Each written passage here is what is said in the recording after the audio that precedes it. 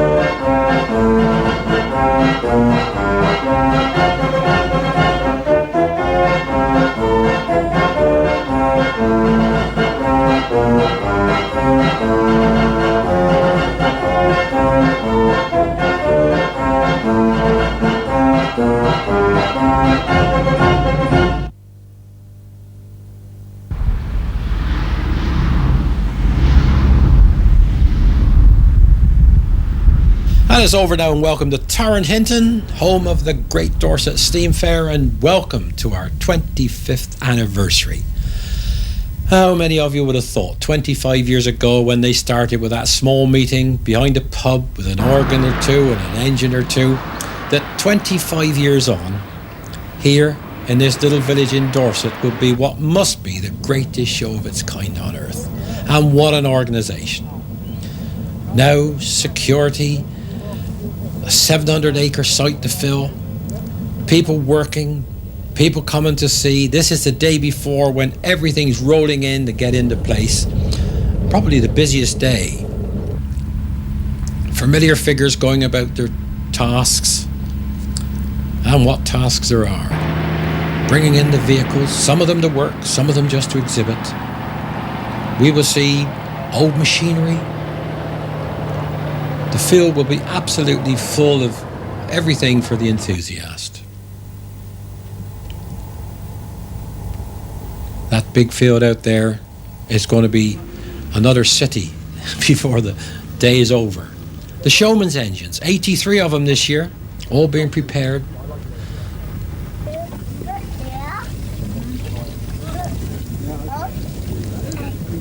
Every corner to be cleaned.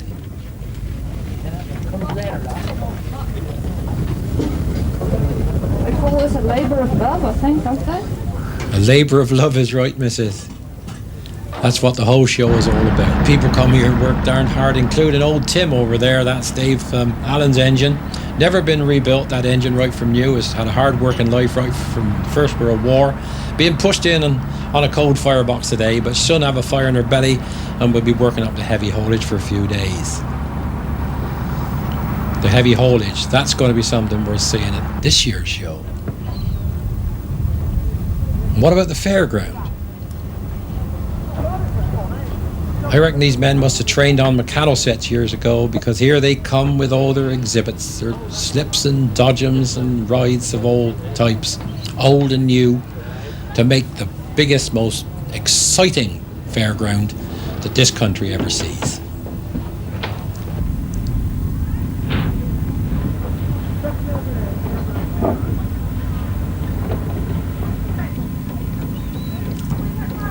How about a last minute touch up?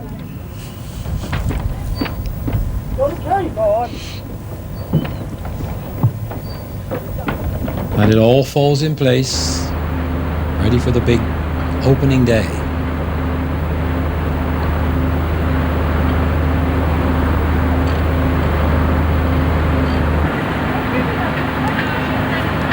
Everything here for young, old alike.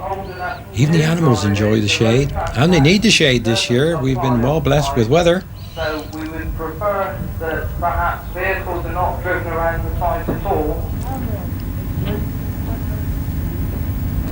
Yes, we're certainly getting it all together. Please,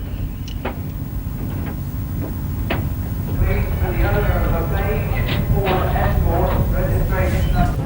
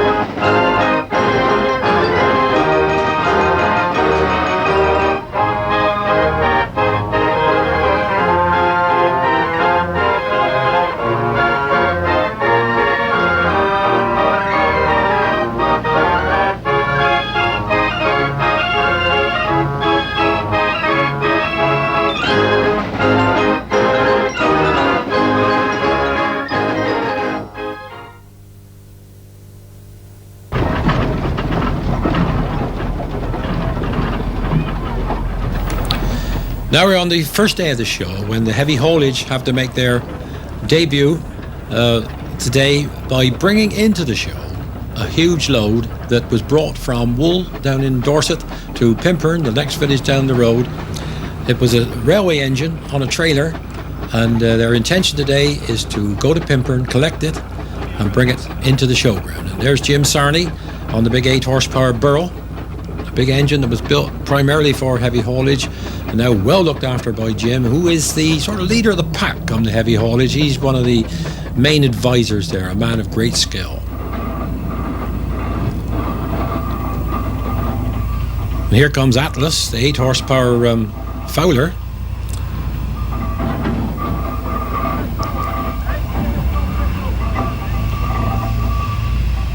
Coming out onto the main road to trundle their way down to Pimpern. What an exciting day this is. All these chaps have been getting their heads together and discussing how to get it into the showground in safety, and not only that, but through the showground. Believe me, that's going to be some task.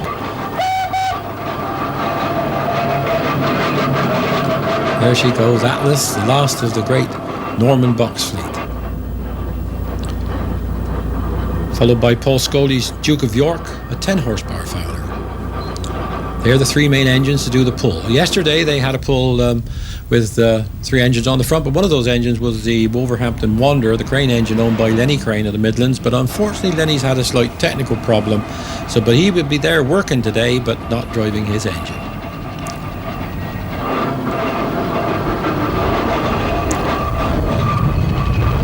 More sunshine, got the weather in their favour, and as I said, an atmosphere about this, like athletes going to the stadium to do some big performance. And there's a nice view there of the old and the new.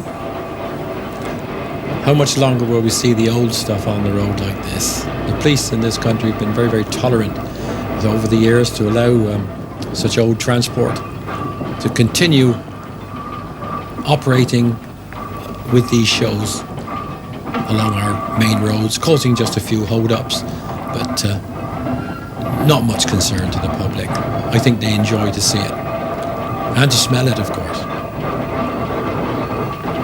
Here they are arriving at Taylor's Yard, where the load awaits them, ready to be dragged into the showground.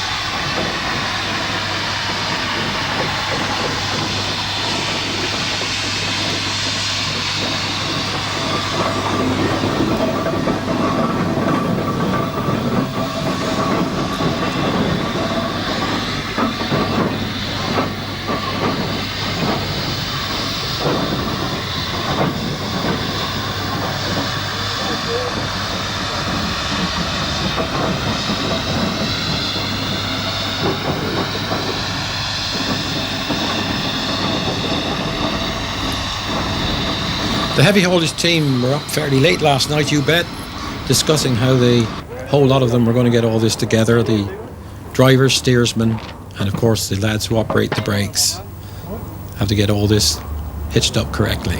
Okay, Paul, if you wouldn't mind, we'll Drop it on. yeah, Yeah. right. I'll, Pull it out then. And then put Yeah, I'll ship Roberts up the yard a bit. Yeah, right.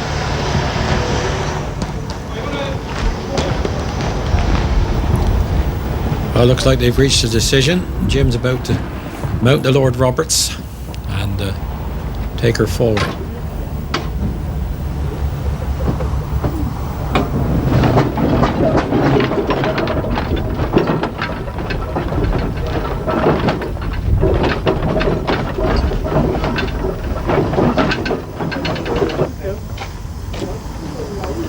Last minute adjustments on the trailer.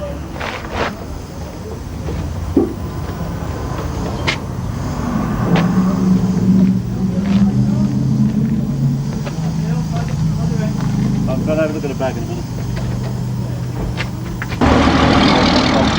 What's he gonna? He ain't gonna pull it out off the front, is he? Yeah, What's he doing that look on the for back, then? he'd come straight out, wouldn't he? Of course he would. If he pulled round there, you can go on the Yeah, front and I can get yeah, on the back. What's he doing that for?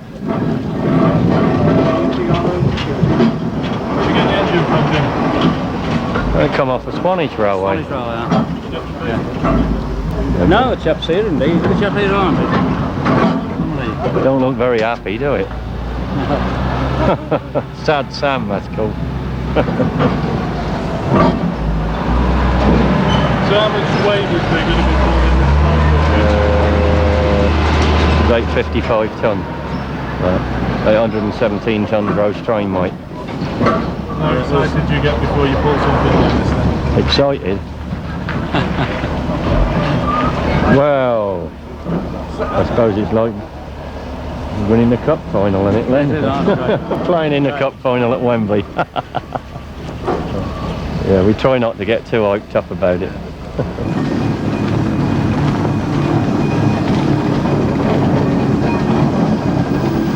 Quite an air of excitement in the yard at the moment, as you can imagine. Not only the team there, but everybody taking pictures. And there she is, Sad Sam. That's the Hunslet tank, saddle tank engine from Swanage in Dorset that's come up here to act as our load for the heavy haulage this year. Sad Sam because it's sadly in need of some refurbishment.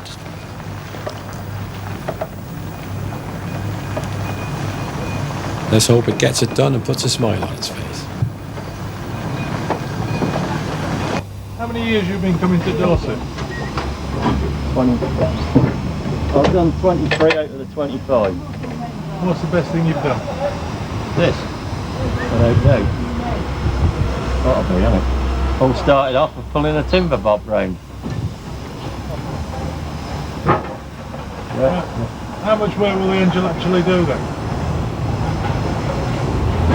What, from here up to the show? Yeah, is it hard work for the engine or is it fairly Well, we would have liked to have gone up there in top gear with them, but the problem is that if there's any bung up there and we stop on that hill in top gear, we're going to have a hell of a job to start it away, so we plumped to go up there in second. Not quite so spectacular, unfortunately, but in view of the fact that it could well be bunged up, you know, maybe the police will clear the whole thing before we leave here, I don't know, but we'll see. We'll see.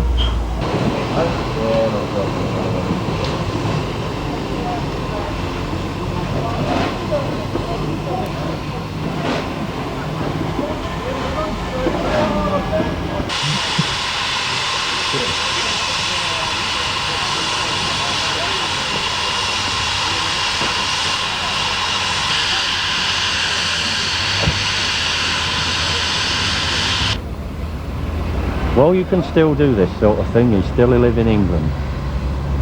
But how much longer for? Think about it. Still live in England, mate. Well, you can do this, and the police cooperate and say, yeah, you can do it. But I wonder how much longer it's all going to be. So something like this is totally unique. You won't see this happen anywhere in the country. It's just fun. And no, we've already had 16 miles of it, but actually going into the show with it, I think, yeah, I think everyone's on a little bit of a high about it all, you know, hoping it'll all go all right. Now at last our big load, 3 proud engines roll out onto the A354 Blandford to Salisbury Road. Ready to hold up a few vehicles, but I'm sure they won't mind. It's quite an honour to get held up behind this unique load. As Jim Sarney said, it's going to be a long time, if ever, before you see a sight like this on the main roads or any other roads of this country. What a spectacle. What a thing to be taking part in. Those men really must be proud, even those who have to walk all the way.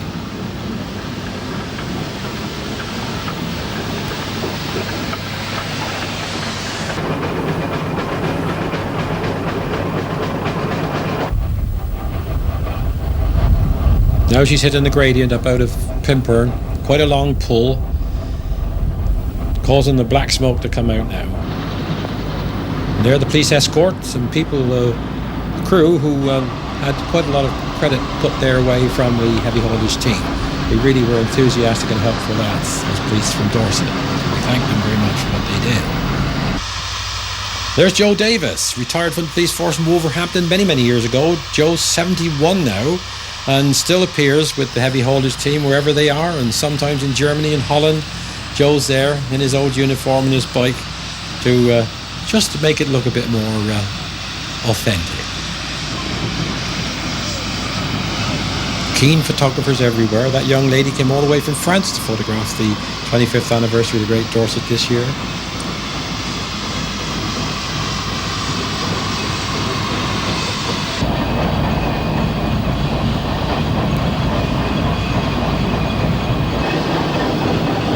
Well, they're into the field off the main road and coming down the track to the main part of the showground. Excitement now buzzing. Up on the field, there'll be people standing on top of caravans and everywhere they can get on high ground to watch this thing enter the showground and saying, how's it going to get through the fair? I don't know. I had a look at it early in the morning and it was a job to know how to ride a scooter through there, but these lads will do it with skill and I'll bet with safety.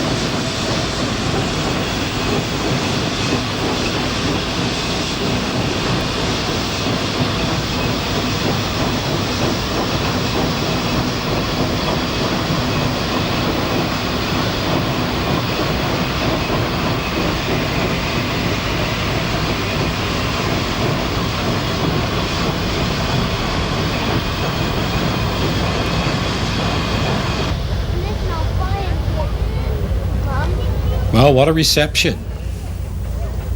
Should put a smile on Sad Sam's face, this. And just look at the crowds. Look at all those cars in the car park there. A lot of people have come to see this today. And of course other things in the show as well. It really is something there for everybody. The weather's right, the atmosphere's right, and here this big event, everything is there this year. Now they're working hard. I reckon you would have to puff a bit harder yourself, Joe, to keep in front of them. That's it. Move over where the camera can see you. That's the better job. Gaining on you.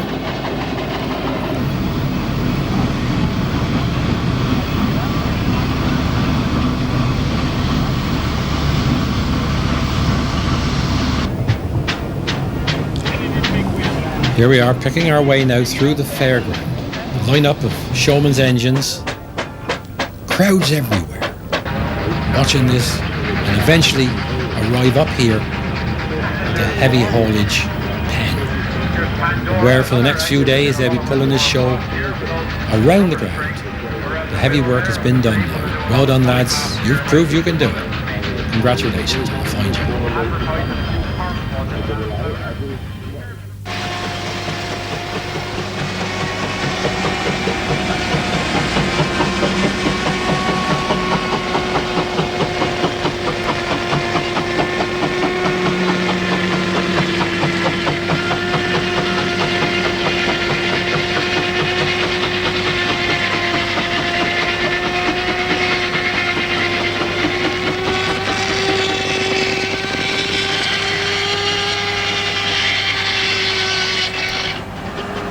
So this is your machine. How old is it? Coming up towards the century. Century. Yeah. And has it always been used in sawing? Sawing, thrashing, general agricultural contracting. Yeah. Never been derelict. Always been in use. In regular use until about 30 years ago. And then she's been sporadically used right the way through. Odd job. Never been derelict. How did you come across it? An old friend of ours was running a holiday camp in Cornwall, and he had 3 of these. And when he decided to sell, he'd become so attached to the engine, he begged me to buy her, you see, to keep her in the west of England. Well, I never intended to, but when the auction was advertised, I went down to see who bought her. I should have gone to my cousin's wedding. So our son went in my place to the wedding, because I went down just to see who bought it, right? When I got in the show field, the previous owner, he shook hands. He said, "You're come to buy my engine." I said, "No." I said, "I'm supposed to have gone to a wedding." Anyway, in the afternoon, the bidding stopped at £4,000, and the gypsies jumped in with cigars and duffel coats. They started bidding. So I had to keep them out. So I started bidding 50, 50, 50, 50, and we got to 5,750, right? So they said, "What's the reserve?" Well, he said, "This chap's got first chance because he was the last bidder, £6,000, right?" So I said, "I've got to say yes for the sake of the previous owner." But how did I ride my bike home and tell the wife I'd spent £6,000 without her consent? Has it been worth the money buying it? It has, yeah. What's the difference between this saw engine and the other on the site? Well, this one is the Rolls Royce of saw benches. It's a Stenner of Tiverton. They were always a way ahead in sawmill machinery. Yeah.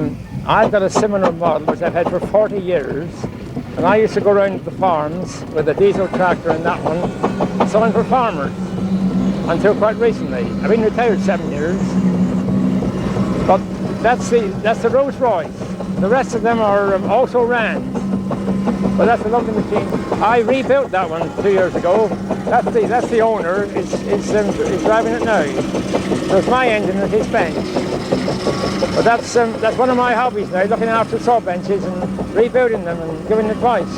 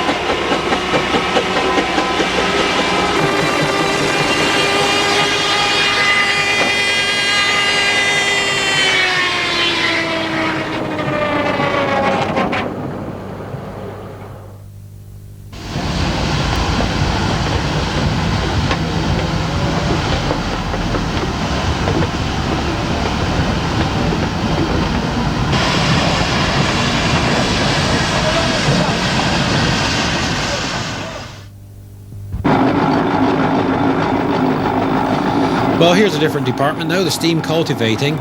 These are engines that cause a lot of enthusiasts, a lot of excitement. These are the big Fowler ploughing engines, but in this case they're using drags where 2 engines get one each end of the field and pull the cultivator or the plough to them, turn around and pull it back the other way. Huge engines, some like 15 horsepower with that great big winch working away underneath. Hard work. It was hard work back in Granfer's day when he used to do it. And these people come and they work hard here for 5 days just for the entertainment of other people, but they love doing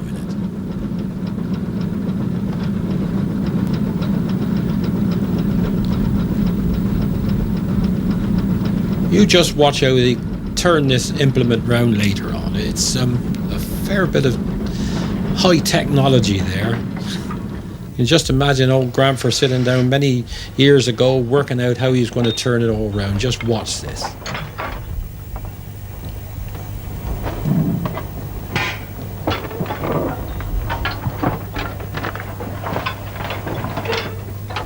Simple, very efficient. Churning up those Dorset flints.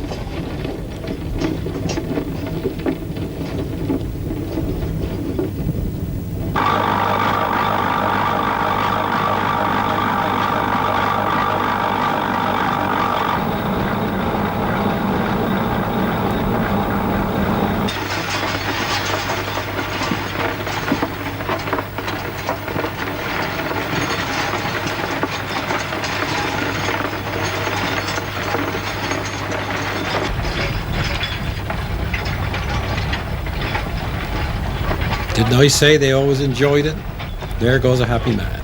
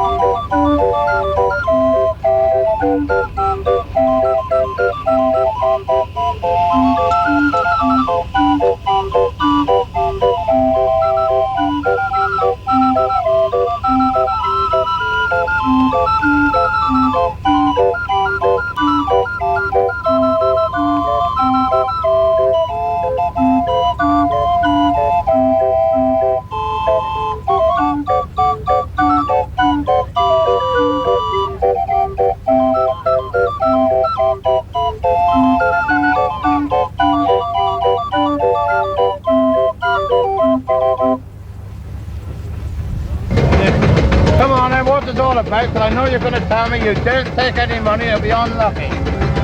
I can see, Oliver, you've got a very long life and a very happy one. Wonderful. You've had worries and you've had troubles, but you've got over those. Income tax. You're a great man and you put on a lovely show. Oh, that's nice. And I don't feel anybody else would do it like you. But the thing is, you've got good health and you're happy. You can't buy that, can you? Never. And money will never be your worry. So I wish you, Oliver, good luck and good health. Lovely. And a great future. Right? The thing about this show, the exhibitors enjoy it as much as the public.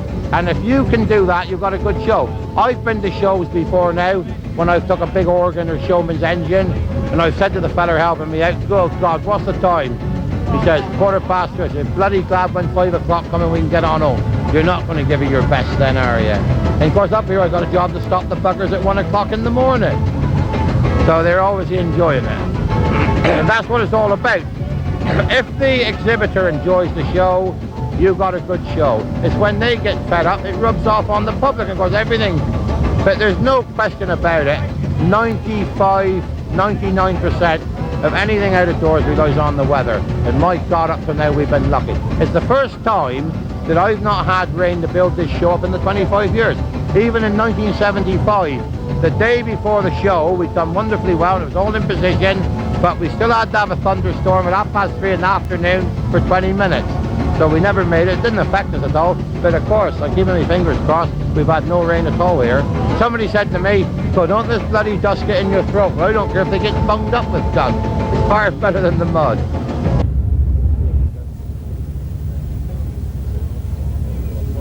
No, it's not another of those Fowler ploughing engines. This is a miniature, and I won't call it a model because these are miniatures of the real thing. Clever craftsmanship, hours and hours, many thousands of hours in some cases, to produce these miniatures. One of the old Foden overtype steam lorries, capable of pulling that proud owner around the field.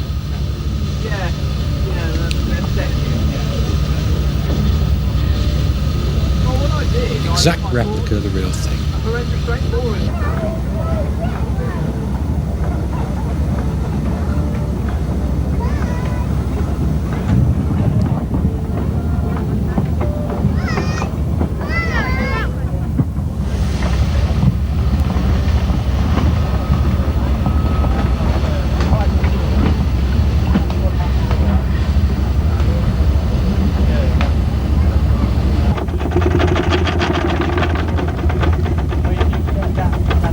Now this is a rather remarkable little exhibit you've got here.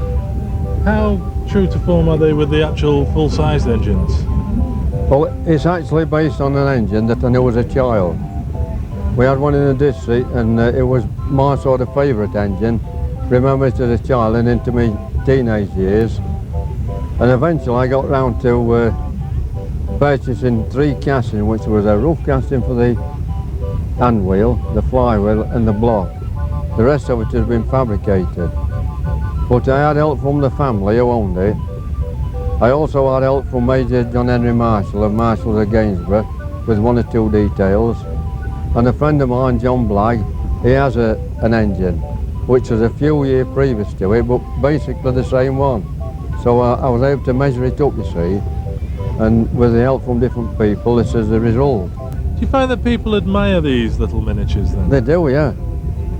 I think the children who can actually get round them, they can look round and they can explain the workings of them, perhaps a little bit of the history, also safety angle and everything, and they're interested then. Whereas a big engine, they're a little bit too big and they perhaps frighten 1 or 2 of their small ones. Rugby?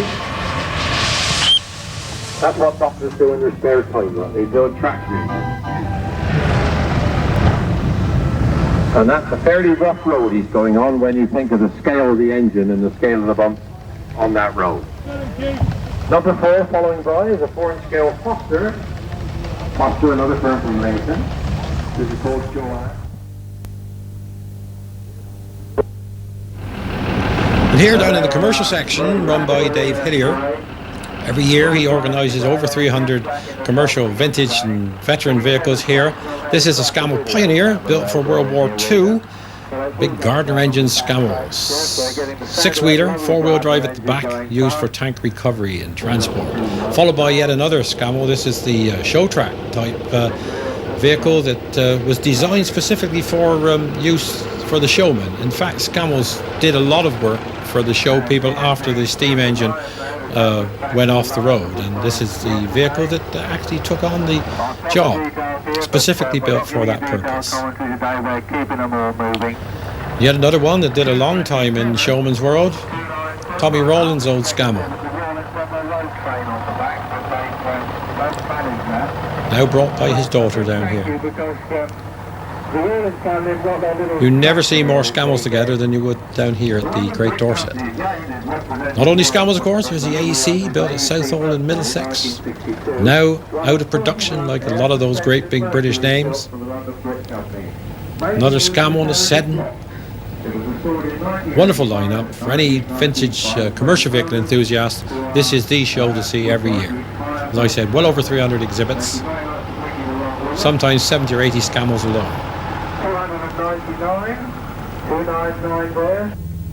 And this Scammell here, the old Gardner engine job there, Jim Wade, 83 years old, and he died early this year. Died at the wheel of that old lorry, and I don't suppose if he could have had his way, he'd have wished it any different. On his way to a show, he used to drive from Darlington down here every year, and true to tradition, his daughter Marlene has had the vehicle and caravan brought down. Now back to a Cornish made vehicle, very few of these ever built, the Roe Hillmaster. Meadows diesel engine in it. Real tough little performer, only 200 odd ever built. And that's about the finest one in preservation. Over now to Dave Lovren's car section. Cars up until 1948, and what better than taxi? Good old London taxi there.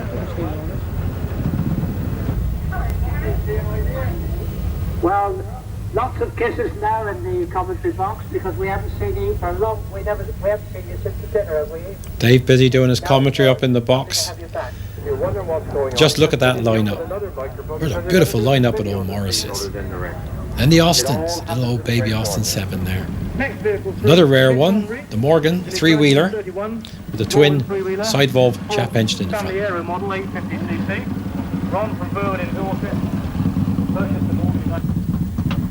And the Bullnose Morris. Will she start? Of course. He looked quite proud of it too. Model T Ford. Terrific lineup. All due credit to Dave Lovren.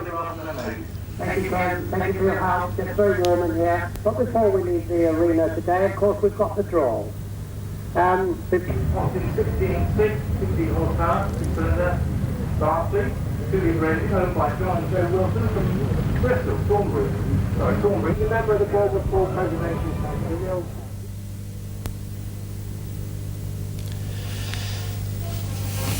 And now it's back in time as looking back over the Dorset fairs.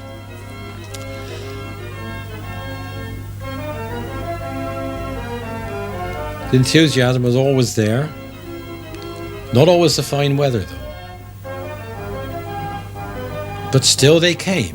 And I've seen women in open-toed sandals going around in that lot.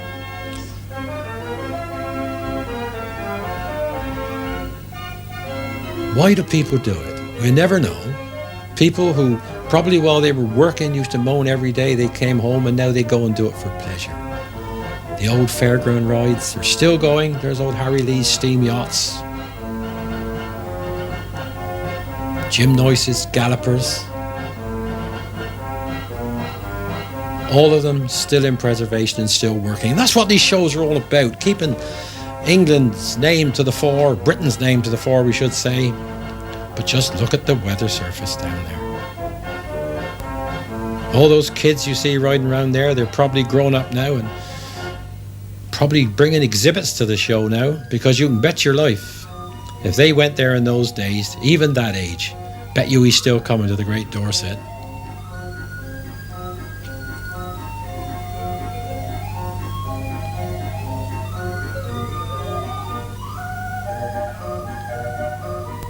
That's the old Stourpane site.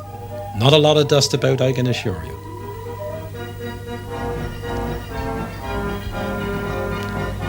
There's a familiar sign of the brass horse with the name Invicta. Shows it's the Evelyn Porter made at Rochester in Kent, being the coat of arms of Kent.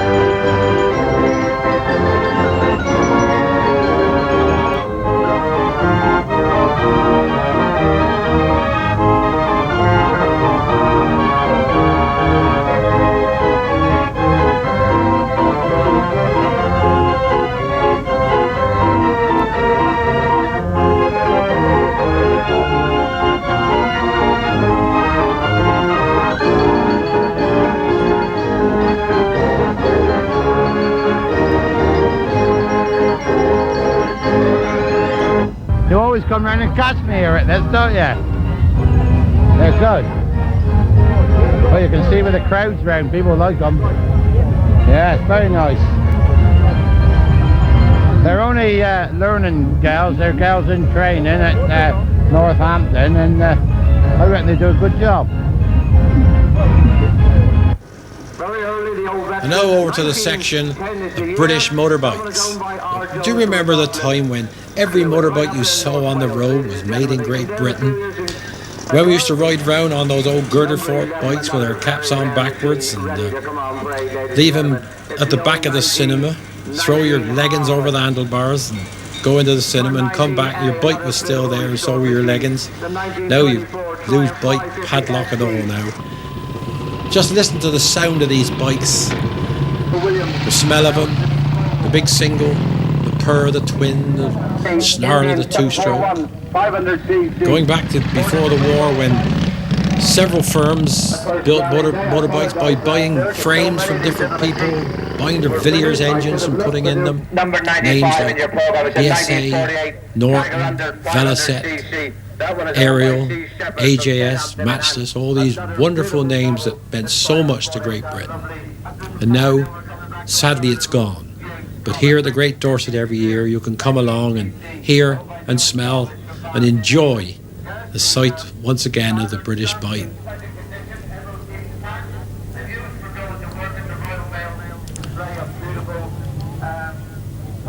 Many of these old exhibitors were old grass track and speedway riders back in the days of the 30s and 40s. They retain their enthusiasm, and this is probably the only time they ride around at the steam shows. Never ride bikes again on the road. So with the Japanese bikes, they put the gear stick on the left, and you know these old people can't convert to riding cross-legged very well. Are the people on it, David? What's the change? We are. That one is owned by Mr. David Paul from Dorset. And now it's all gone. But you've got to rely on places like the Great Dorset Steam Fair to once again enjoy the sight and sound of the British bike.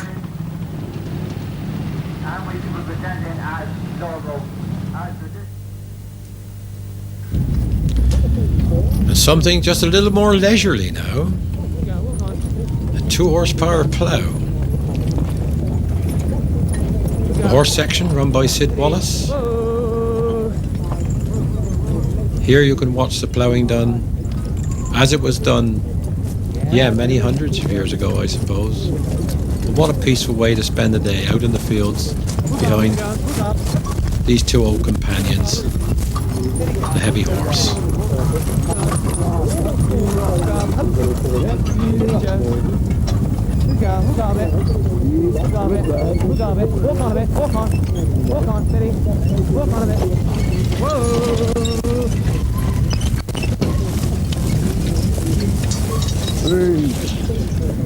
Oh, come on.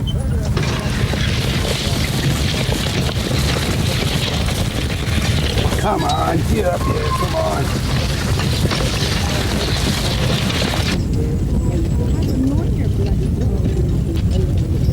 Walk on in, walk on, up.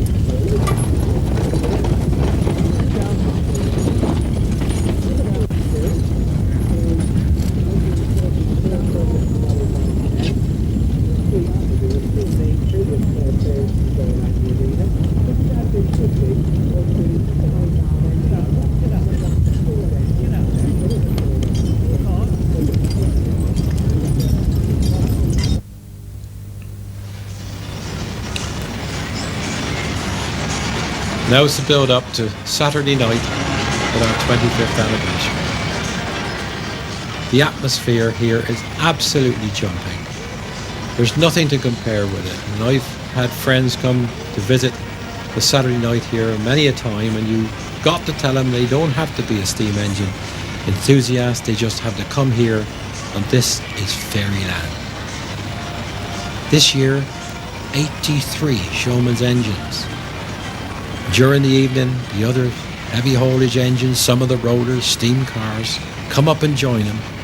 And even that old AEC ex-Somerset fire engine. Join the atmosphere of this crowd milling around. Everybody happy, everybody with a smile on their face, exchanging comments and saying, what about the atmosphere of this? It really is something to experience.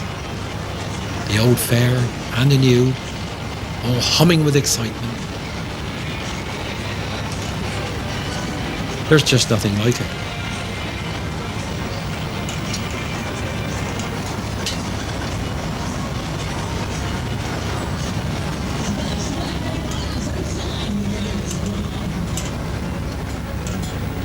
Everywhere you go, it's magic. You just look around and see another spectacular view, and if you've got someone with you, you're forever just look at that, just look at that, and just listen to that.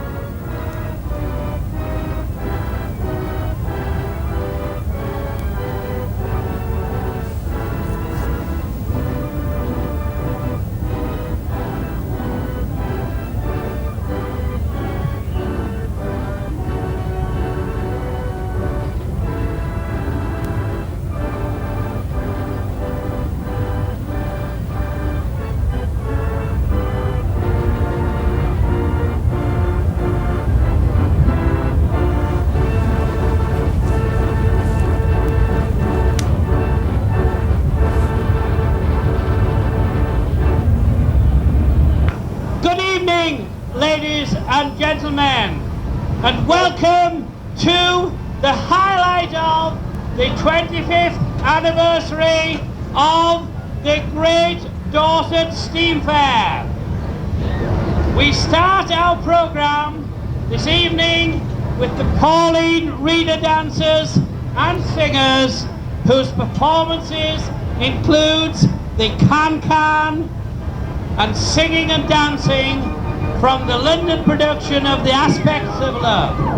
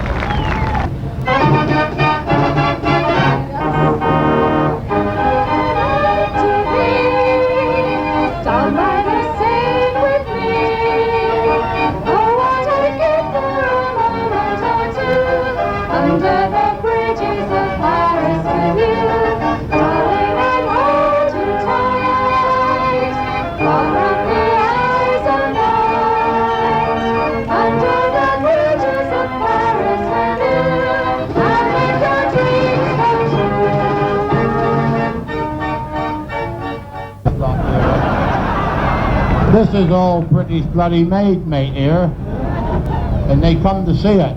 And quite honestly, we are, I'm sure, down here at Torrington and at Stourpane and Everly Hill. Okay, you had enough of it.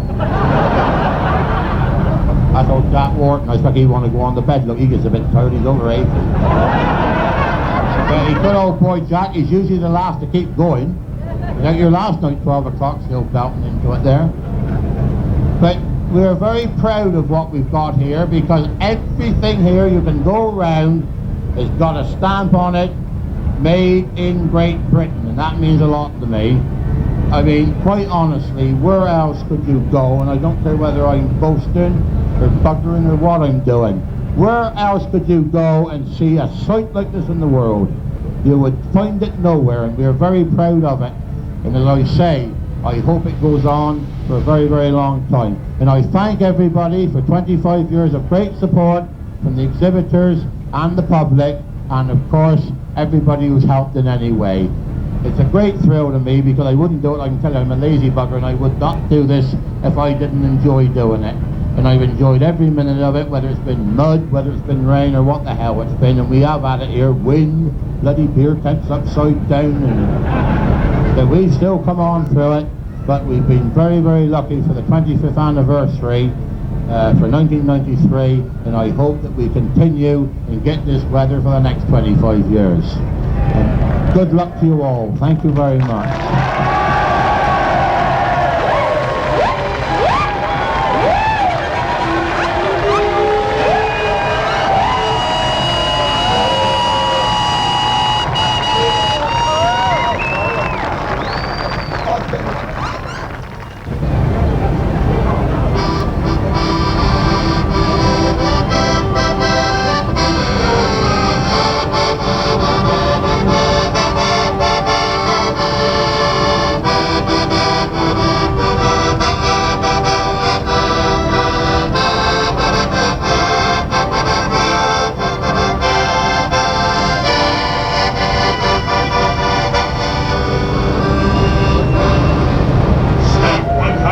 Acres of the finest Dorset land are annually commandeered by Michael and his band.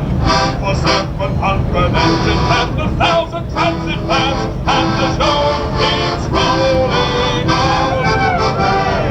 Glory, glory, Tarantinton! Glory, glory, Tarantinton! Glory, glory, Tarantinton! And the show keeps rolling on. A Mecca for the Chrysler and the budding engineer, hamburger enthusiasts and connoisseurs of beer. Now a pain is celebrated by the 20th year, and the show keeps rolling on. Glory, glory, Tarantinton! Glory, glory, Tarantinton! Glory, glory, Tarantinton! And the show keeps rolling on.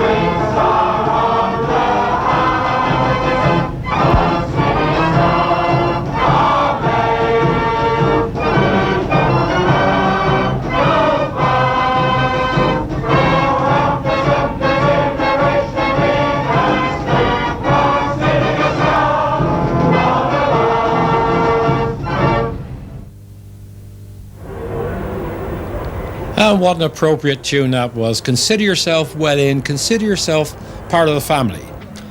And that's what it's like up there at the Great Dorset. Just one big happy family. A town that's been built over a couple of weeks, where we live, where we enjoy each other's company, we meet new friends, and enjoy what must have been this year the most spectacular show ever put on. It really was great, and let's hope it's a leader to what we get other years.